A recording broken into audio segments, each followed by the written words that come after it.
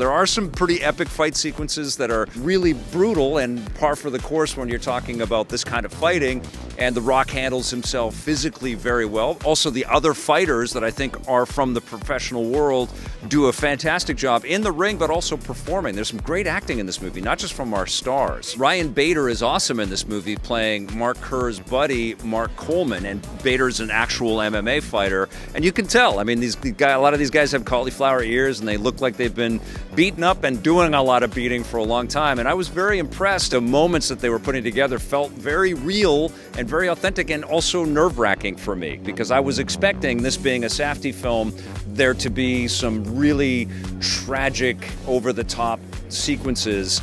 And so I was on the edge of my seat for this whole freaking movie. And it is a powerful film with a very thoughtful message about what you sacrifice in an effort to achieve great success in something that's sort of up and coming and burgeoning like this. And you are kind of the first one in the field, and you're trying to prove yourself out there. And we see Mark Kerr, Dwayne Johnson's character, just go through absolute living hell in his pursuit. And it's a really well-crafted movie. It didn't make me comfortable watching it because I was just so freaking worried all the time about who was gonna get really physically damaged and hurt. Have you ever heard of the Ultimate Fighting Championship, the UFC?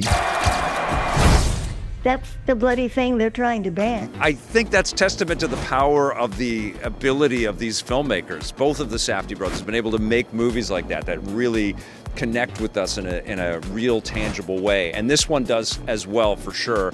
Of course, I'm impressed by what Emily Blunt brings to the table. She's an exquisite actor. She's always terrific in whatever she signs her name on, and she's awesome in this.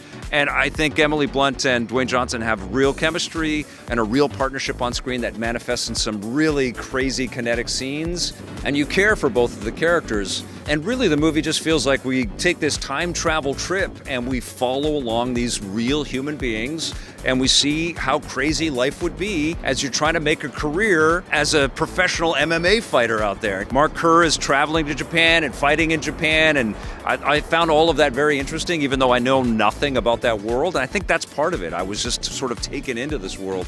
So crafted with a great deal of concern for hitting truthful moments. I didn't know what I was in for, and certainly this movie hasn't made me a fan of watching two dudes just pummel the shit out of each other, but I was entertained by the smashing machine. I'm gonna give it an 8 out of 10.